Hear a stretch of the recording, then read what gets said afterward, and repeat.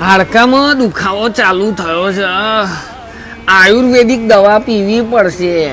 તમે લો, અમારા હાડકા મજબૂત છે હો ભાઈ. અલ્યા તમે બધા ઢીલા પડો, મારો જીગર બાટલી હવે મને સાથ હાલશે.